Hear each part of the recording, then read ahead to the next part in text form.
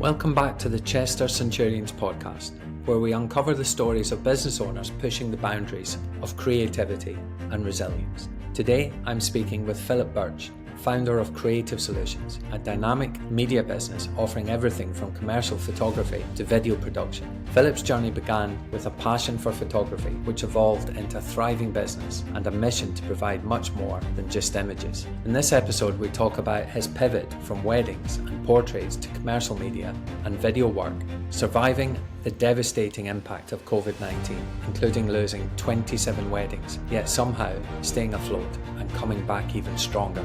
The mindset shift that reignited his passion and propelled his business to its most successful year yet. Phil's advice: expect mistakes, ditch the safety net, and invest in real connections. They'll be your foundation when times get tough. So let's dive in.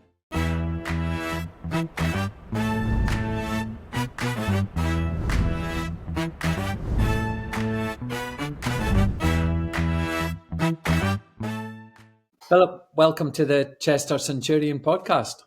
Thanks for the invite. I appreciate it. No, you're very welcome. Listen, before we get started today, I'd love to know more about the business, about what it is you do and maybe how long you've been trading. So Creative Solutions has been trading since October 2018.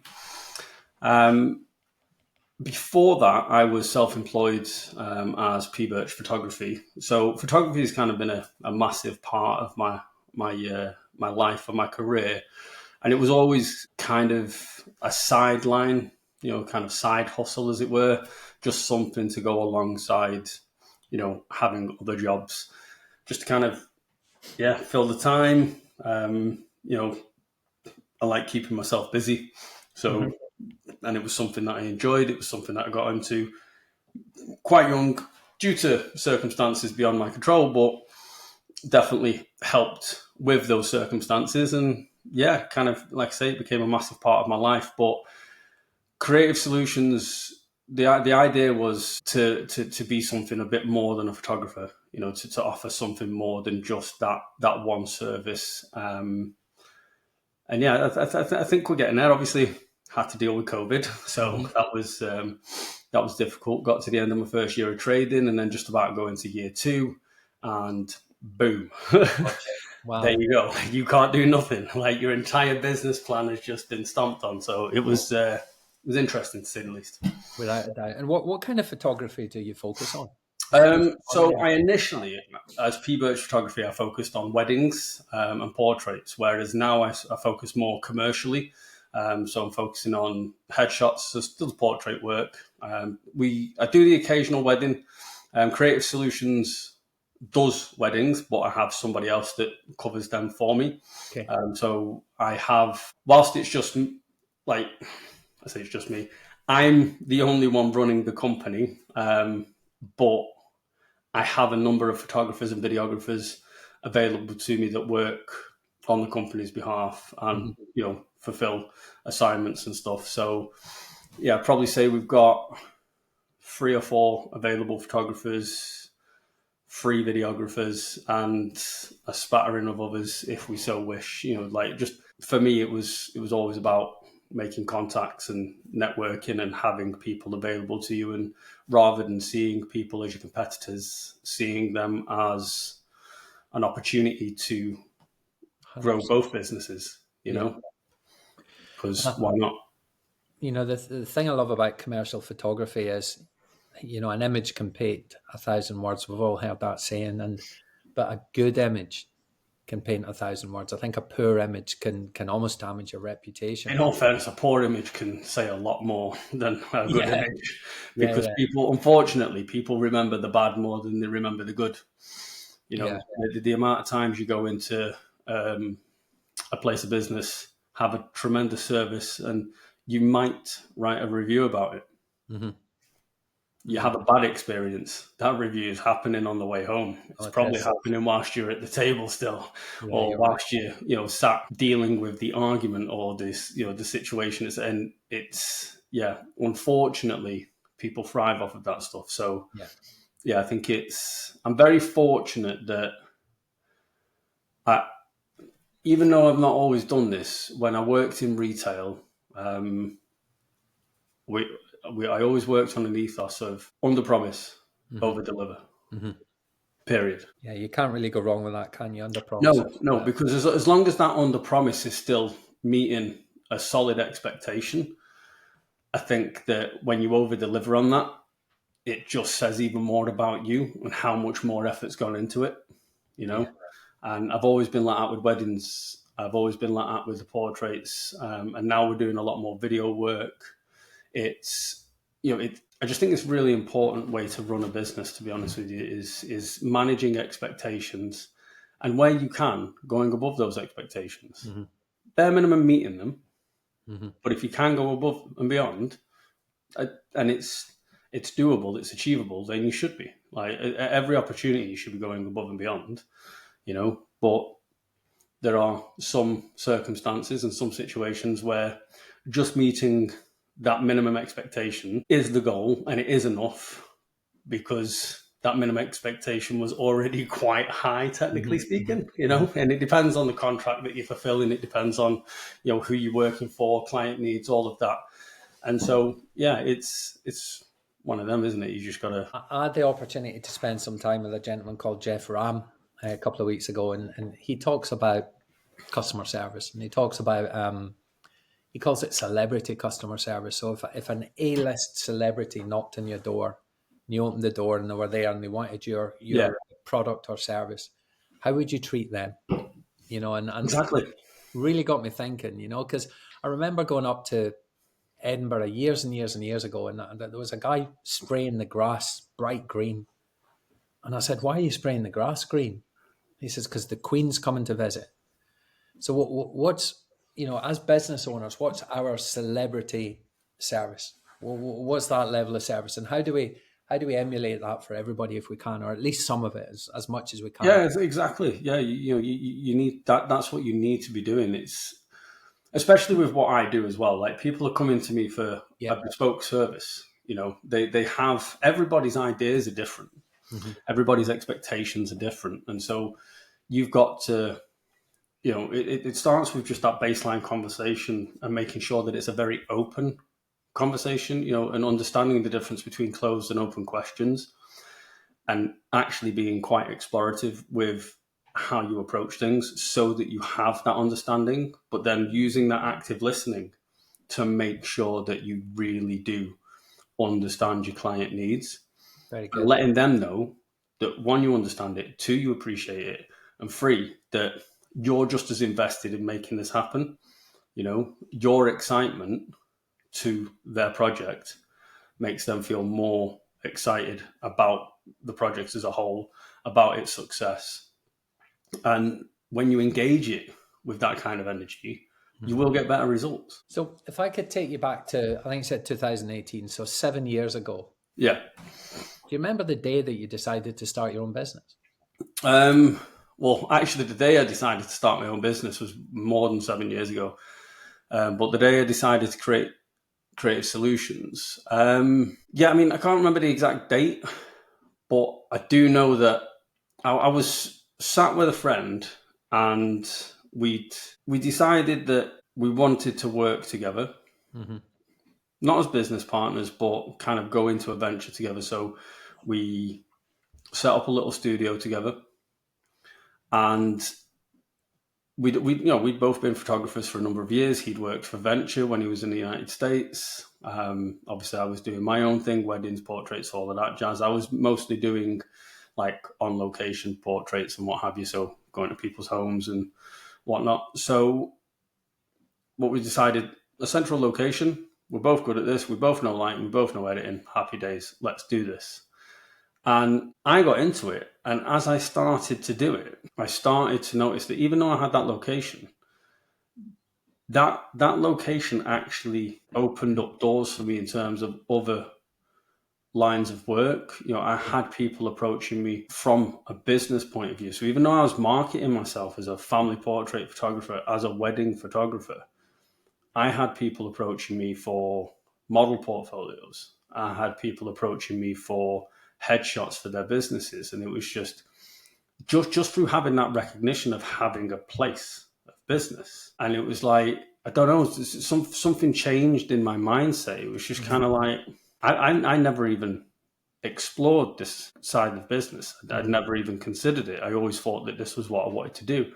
But the more I did it, the more I enjoyed it. And then it started eventually leading to me teaching people. So I was running studio days in a studio in Liverpool, teaching people the basics of lighting and kind of how to, light a portrait, how to manipulate things, giving them an idea of what they can do and the edits that they can get from it. And it drastically changed my entire outlook on just the world of media as a whole. So I was like, you know what? I think I can do more than what I'm doing now, and I would like to. I just finished my degree. I'd met a couple of graphic designers. I loved what they were doing. I loved a lot of the stop motion stuff. I was working with a band at the time, and they wanted a lot of work doing, and it was just like, and that started being video work. It started being, album covers, and it was just like, whoa, just things changed. It was just, it's like, can you shoot the behind the scenes of this music video? That was never anything I'd considered, and yeah, just it, like I say, it just changed everything. And from there, it was kind of, I really need to go full hog at this and really commit my time to, changing the landscape of my business. Love it. To kind of move forward. So looking back, what would you regard as some of the common misconceptions about running a business, and how do you go about addressing them? That it's easy. That is the biggest misconception. That and you run your own business, so you must have lots of time and you must have lots of money. And it's, I don't think people understand the investment, both financially and from a time point of view that goes into it, and how much you have to sacrifice initially to even be anywhere in business. Yeah. It comes with a lot of sacrifice, especially at the time that I started and what happened for the following 3 years. COVID. And not just that, like the mental impact that had on me, like for me, I nearly closed the business after COVID. I spent probably a good year out even after COVID. So for me, it was like, I basically didn't trade for 4 years, I met my baseline because obviously I still have, financial responsibilities. But for me, it was, I was in one of those places of, I'd given up so much, I'd sacrificed so much. What do I do now? Because I'd lost even more than I'd sacrificed, which meant I had to sacrifice it all again, So what changed at that point? If I'm allowed to explore this a little bit, Philip, because, obviously in your head, you're going, this is a lot of work. I'm not in a great place right now. I've been through COVID. I'm paying the bills just. Yeah. What changed? I found my passion again. I forced myself into a position of seeing where I stood in terms of that passion and whether or not it was still there. Because even during COVID, I'd still go out with my camera. I looked at upgrading my stuff coming out of COVID, and I ended up getting scammed, and I ended up losing all my camera equipment. I had nothing. I lost everything. So when I say I lost everything, I mean I lost all of my business. I lost 27 weddings within 8 weeks. I had 3 on the books, 2 of which I had to reschedule 6 times. Do you know what I mean? And I couldn't charge them any extra for rescheduling, nor did I want to, because it was already a difficult enough time as it was. So it was a really, really difficult time. But for me, I needed to know, where am I? Is this still something that I love? Is it still something that I want to do? And is it something that I feel that is worth my time still? Is it, have I got the energy to still commit that time to it? And so I went and did my master's degree in film and screen production. And it wasn't until I got on that, I got about a month and a half, 2 months through it, and I completely changed direction whilst on the course. So I was originally going to do film, and I did documentary instead. And that's what really hit the spark for me. I realized just how much I loved that engagement, the free flow of it, dealing with people, dealing with the changes, and the fact that highlighted that I'd still made it through COVID. Mm-hmm. I'd still managed to keep my business afloat through COVID. Even though I thought I was failing in every aspect of business and life, I still managed to keep that afloat. I still managed to tread water when people were closing their business. Yeah. I had no financial support from the government because I fell through every single crack. Like every business that starts out as a limited company, you lose. I made a loss on my first year, and because I made a loss on my first year, I wasn't really entitled to anything from a bounce back loan point of view. So that was not great. There was no grants, there was nothing like that available because the studio, I'd lost that literally the Christmas before. So it was just like everything had just kind of, but even with that, I still stayed afloat. I still had something in me to keep going. And my accountant, fantastic guy, Dave Buxton, honestly, like he sat me down and he went, Phil, he goes, I have thus far, unfortunately, had to help a number of businesses in your circumstance close and stop trading. He's like, yet you're still treading water. He's like, I can see how much passion's in you. He's like, but the thing that needs to take precedence right now is you need to turn that passion into a business. Mm-hmm. He said, and for you, it's just about valuing your time better and realizing that you still have value. Do you know what I mean? Mm-hmm. And so he gave me a couple of audio books to listen to, and I listened to them, and I just something changed, and I just went, sod this. I took away my safety net. I left my job because obviously I got in a part-time job, and I just looked at the wife and went, I can't do this with a safety net. Wow. I know for a fact I can go get a job in pretty much anything that I want tomorrow. I won't struggle, but I need to take away that safety net. And I did. I started valuing my time and actually putting a valuation on my time and reinvesting in me again, which helped me then reinvest in the business, and everything changed drastically from there. So, wow. And I'd probably say the last year, not my financial year, but the last actual 12 months, I've probably been more successful these last 12 months than I have been the last 5 years. Very good. Congratulations. So, it's getting better and better. It's slow going. So, I mean, it's not as fast as, I'm not going to say it's not as fast as I'd like, but it's not as fast as some might expect, but it's exponentially faster than what it was. And from where it was to where it is, yeah, I'll take it every day of the week. I love it. And I love I can't do this without a safety net as well. That's pretty cool. Yeah. So listen, how do you maintain I'm going to say a work-life balance as a business owner? And do you have any sort of rituals or habits that keep you motivated and focused? Yeah, so for me, I mean, my wife is my balance, to be honest with you. I've got a wife, I've got 2 kids, but my wife, Becky, she's always been my center. She always reminds me when I'm going a bit too far, done a bit too much. Literally 2 weeks ago was a perfect example. So I train as well. So I'm training to be, do my first bodybuilding competition this year. So yeah, like that. I love going to the gym.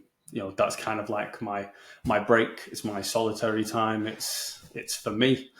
I get to be alone with my thoughts, but also I have that time to think about business, to think about other things that I don't have the time to necessarily put myself into because I'm too busy thinking about that particular thing in business in that moment, But yeah, no, she's definitely my center. She's the one that, like I say, she reminds me of, where I am, where I need to be, when I'm kind of pushing it. And I think for pretty much the entirety of this half term for the kids, I've been here for 2 days.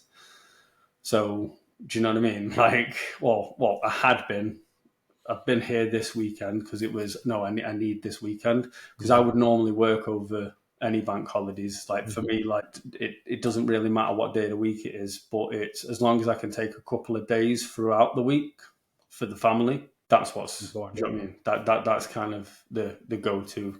But before that, I think the longest stint I did is I worked about 19 days straight, 12-hour days, and that was a combination of weddings, product photography, doing some subcontracting work for an audio-visual company, just because, again, rather than before COVID where I had all my eggs in one basket, it was everything's just, I'll do everything now, because we have the ability to do so. So I like that. So that having the significant other in your life that goes, "Hey fella, enough." Yeah. I like that. And I need that because I've got ADHD. So for me, it's like I get really bored really quick. So I need to be constantly active. So when I'm not, I don't feel like I'm achieving my potential. When really what I'm doing is actually just tiring myself out to the point where I can't move. You end up in a state of paralysis or something. Wow. But, we definitely won't go there. yeah. But listen, business is moving fast nowadays. I don't think it's ever moved this fast, and I don't think it'll ever slow down either. I think it's only getting faster. How do you remain innovative? And how do you remain open to change and innovative in your business? Well, I mean, I think with change, that is a given. You've got to accept the fact that it's going to happen. Mm-hmm. The world's changing. Business is changing. Hundreds of years ago, it was, I'll rebuild your wheel on your car and you bake me some bread. It was trade for trade. It's just how we trade now is different. And that's what you need to recognize, that the wheel isn't the wheel anymore. A loaf of bread ain't a loaf of bread. No, you're right. It's just accepting the fact that things change. I'm in the creative industry and there's a lot of AI at the minute, but it's recognizing that can work for you, not just against you, but there's still a very strong element of what I do that's necessary to create that end result. Yeah. And without what I do, that thing would have no information to even gauge anything off. Yeah. So it's still, it's accepting and acknowledging that changes happen, mm-hmm. moving with it, understanding it more, mm-hmm. and seeing where it can benefit you, or more importantly, your client. Mm-hmm. Because if it can benefit them more than it can benefit you, that still benefits you. Yeah. At the end of the day, you're trying to fulfill a need. And if there is an easier way to fulfill that need, but they still see value in it, I don't see a negative. Very good. So looking to the future, could you offer us a glimpse on your goals or your business, and where do you envisage your next chapter coming from? So my big aim moving forward is that I want to be a production company.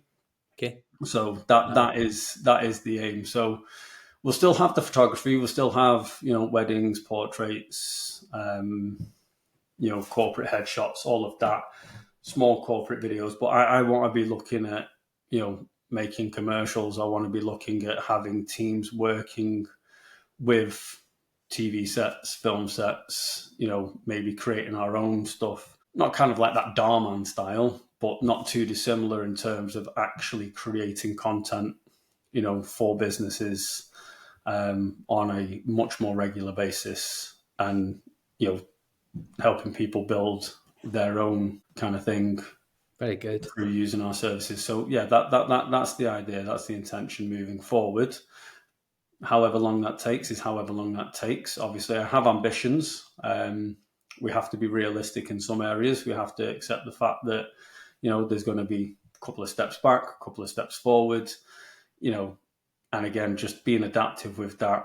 Just for me, I think with everything, rather than anything, is don't have to see the end goal, just have to see the next step in front of you. That's all you need to see. The journey's there. The journey is what it is. As long as you can see that next step, take it, move forward. Very good. I like it. Listen, I've really enjoyed having you on. I've got one more question for you, Phil. But before that, I'd like to talk about my takeaways.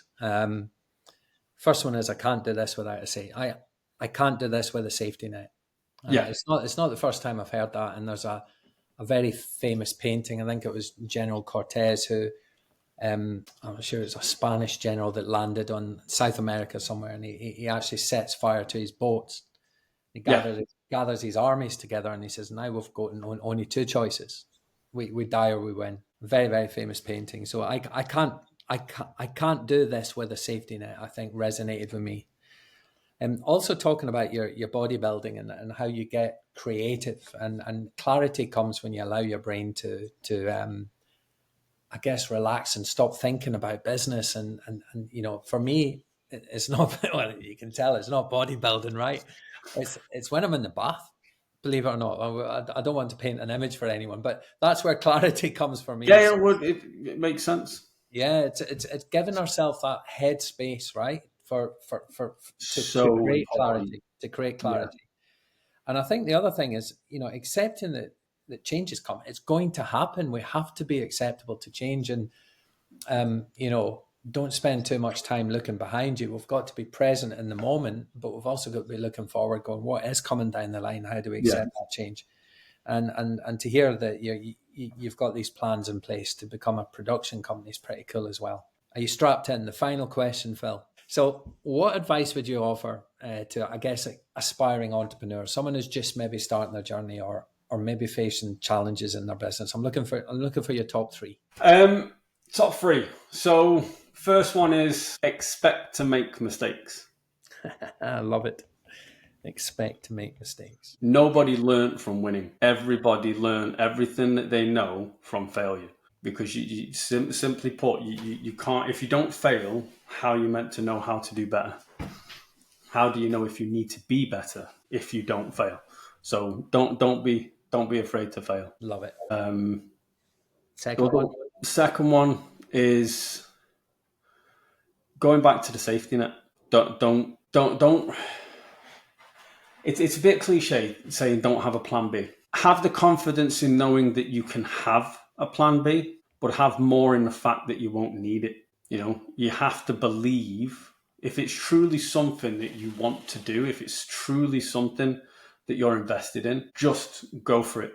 100%. Like that one as well. And number three, I mean, I think it's valid for me personally in every aspect is, you need to network. You need to engage with your competitors. You need to engage with other businesses. All of this information is going to give you everything that you need to know on how to be successful. And I think having solid relationships with other businesses, having solid relationships with your competitors only stands to make you stronger yourself. Like I literally 2 weeks ago did a job for a client. It was a local photographer contacted me to cover an event for her because she came down, with health related issues, asked me if I could step in.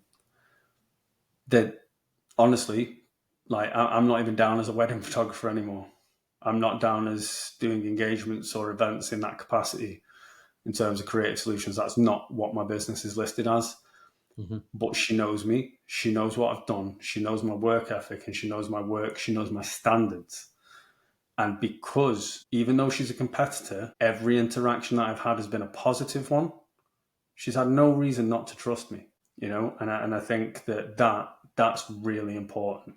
Making sure that you create powerful connections with other businesses and competitors will help you grow. Wow. What a way to finish.